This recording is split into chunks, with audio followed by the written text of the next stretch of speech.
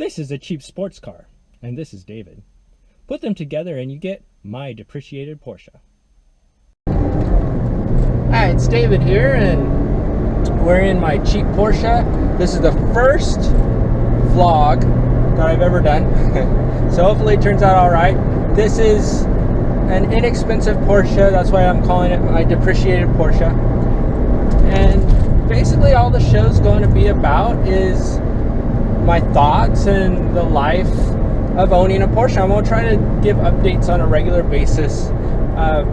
We'll see how it goes. Trying to do, probably not every day, but at least most days I drive the car. Besides just things that go on with the car, whether it be maintenance, whether it be how they are to live with, we'll talk about some other issues.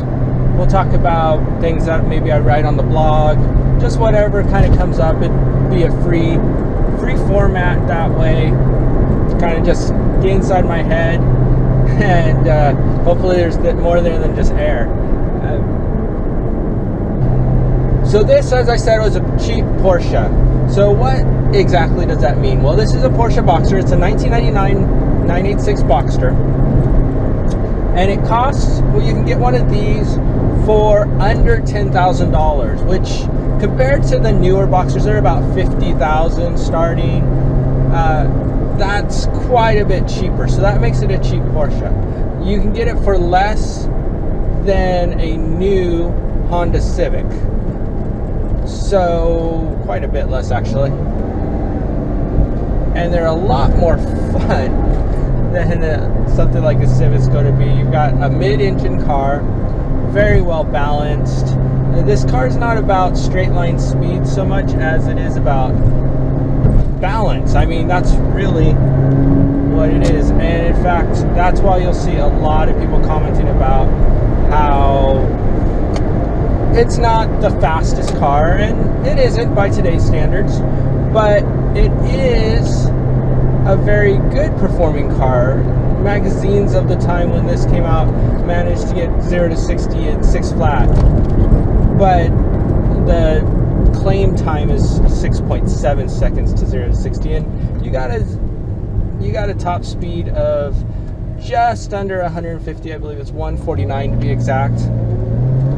So it's not bad performing. It's not like I've had other cars, like I've had a 944 before, which is another very good handling car, but if you get the normal 2.5 liter naturally aspirated car, not the fastest in the world. It, I believe 0 to 60 is like 8.3 seconds in that.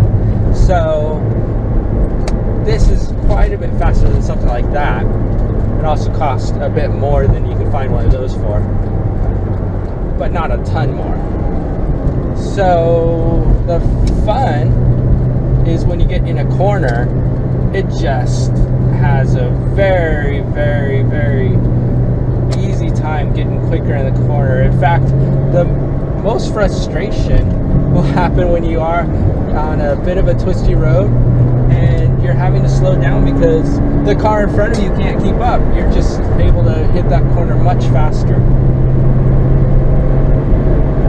If you want to make these go faster, there's a bit you can do, but without changing the engine, you can choose. What the best things to do are upgrades to the suspension, new tires, things of that nature. You're not going to get a ton from that 2.5 liter engine in the regular Boxster unless you turbocharge it. Now you can turbocharge it. It will probably reduce the life of the engine, and you'll get better performance, like quite a bit better performance, but you might not get as much reliability, and it's kind of expensive. I looked into it, and costs, once you do everything around, it's about $8,000 to $10,000. And when you consider for that price you could buy 2 of these, that's kind of a decent chunk of money. Now, a lot of people have had success with putting a 911 from a 996 3.4 liter 911 engine in these, and from what I've heard, that does make it go well. It adds about 100 horsepower, and I've written about it so you can get more information. I'll put the link to that in the comments below or in the description below. And so there are some other possible issues with that. I've heard of people just flat out doing it, no brake upgrades, no suspension upgrades, no transmission upgrades, and they claim that it goes fine as a road car. Now, if you're going to take it for more than that, occasionally a track day, which, I mean, if you got a Boxster with a 911 engine, you've got 100 more horsepower in a fairly light car, you're probably going to want to take it on the track every now and then. So what you might need to do is do things like upgrade to the 6-speed transmission that's in the 996. You might want to upgrade various suspension components, definitely upgrade the brakes. I'd recommend, no matter what, upgrading the brakes at least to a little bit stronger, just because when you have more power, stopping is a big deal. You gotta be able to stop. Now the chassis can take a lot, but you can do some upgrades and really get a lot more performance out of it. And with that 300 horsepower engine, you're going to want that. So what does maintenance look like on one of these? Because obviously you're spending, if you're not having, traditional Porsche money, so you're looking at an inexpensive car from the brand, you might not be able to pay for all the needed maintenance, because these are not cheap cars to maintain. Parts cost a little more, things of that nature. They need to be maintained properly. You can't just have one of these and have it sit forever and expect for it to run great. You really do need to drive them. They need the lubrication. One of the biggest problems they have is the intermediate shaft bearing. That is, you'll see that all over the internet. Whenever someone talks about a 986 Boxster, same thing with 996, even 997, 987, you're gonna hear people leave comments that online that say tick, tick, tick, boom. And that's because the IMS bearing has the potential to destroy your entire engine. If it goes out, things are not pretty. So you need to keep that in mind. If you buy it, ideally you get one that's had a retrofit done, and not just done, but done a little bit ago, good 10,000 miles ago. When it's time to do the clutch, whether it's done or not, you need to check your IMS bearing. And some of the earlier cars have a double bearing, and so my understanding is that the double bearings, they last a little longer. They don't have quite as high a failure rate, but still, getting the retrofit is not a bad idea, because you don't want your engine to blow up. I guess unless you're going to replace it with a 911 engine, which that one, if you do replace it with a 996 engine, it's got the same IMS potential problem with the IMS bearing. So if you replace it with that kind of engine, you're just going to want to do the retrofit before you put the engine in, so that way it's all set up. That's also a very good time to upgrade your clutch or replace it if you might need it, because you don't have everything kind of you start taking things out, and it's a little easier once you get down there. You pull the engine, you might as well pull the transmission, you might as well replace the clutch. Things of that nature, that you might have to do in another 10,000 miles. You might as well do it 10,000 miles early and not have to do the labor again. So like with adding the 911 engine, it's supposed to be, if you're mechanically inclined, it's something you can do yourself, really. The only thing is there's, little slight modifications, but it's not a huge amount if you're able to find a 3.4 liter engine, which isn't always easy. It's probably easier to find a Boxster S 3.2 engine, might cost a little bit less as well.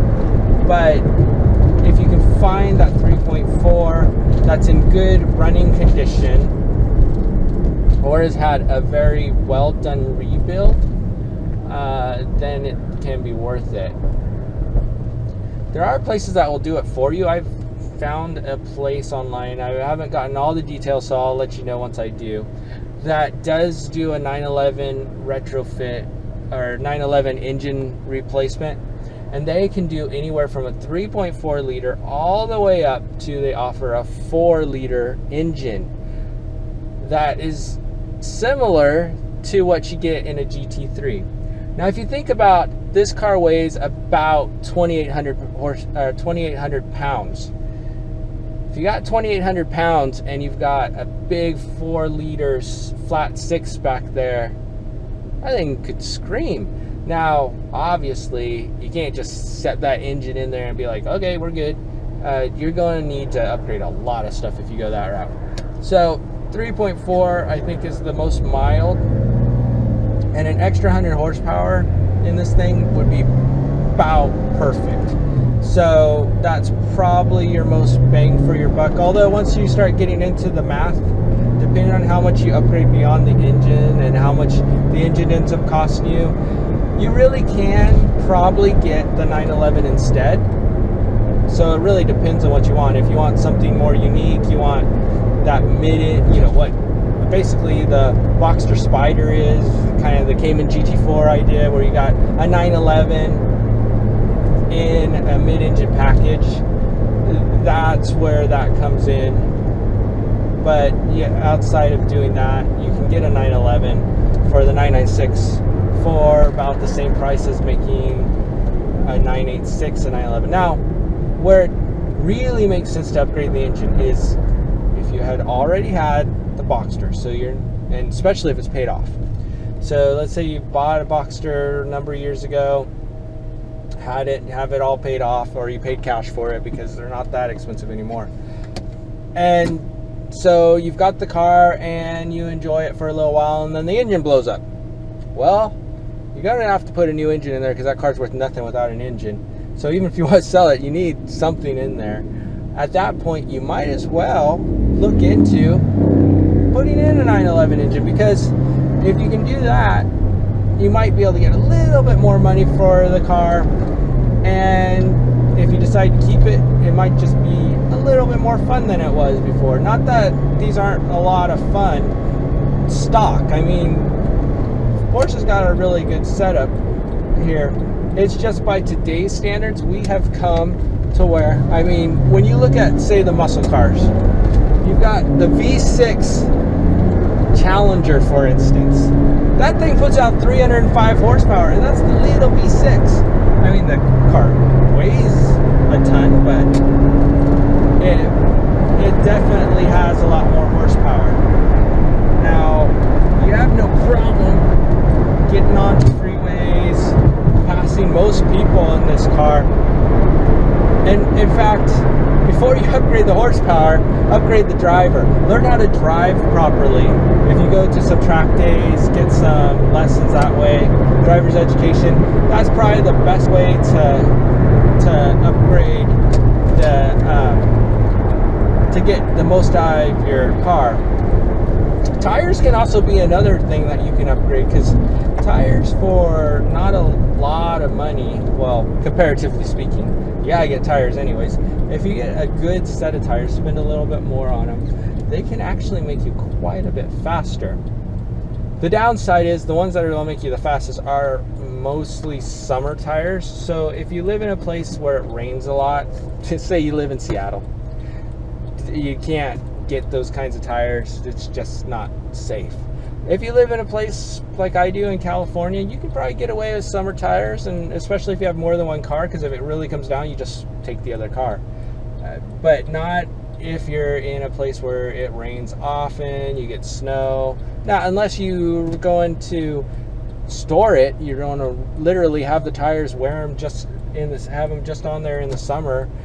Either put winter tires on the rest of the year, or have the summer tires and then have the car in storage. If that's your plan, then yeah, you can do summer tires in a colder climate. But if this is one of your main cars, then you can't just get away with summer tires unless you're in a very, very, very good climate for not getting a lot of slick road conditions.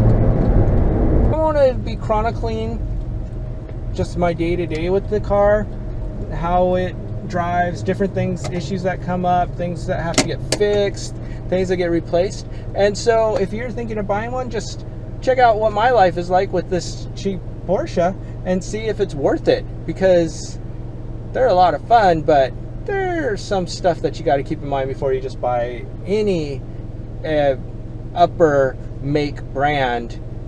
You can't just decide to buy it and be like, oh yeah, it's going to be like a Toyota Corolla. It's not. They're different, they're more fun, but there's more a little bit more to it. So follow my life with my depreciated Porsche, and make sure to subscribe, because these updates are probably going to be happening, I believe, at least 4 times a day, and then we'll have other videos on the channel as well. But I'm going to try my best to have a new video at least 6 times a week. So that's a lot of videos. We'll see how it goes. This won't be a ton of time editing, but thank you for watching, and next time we'll be rambling some more.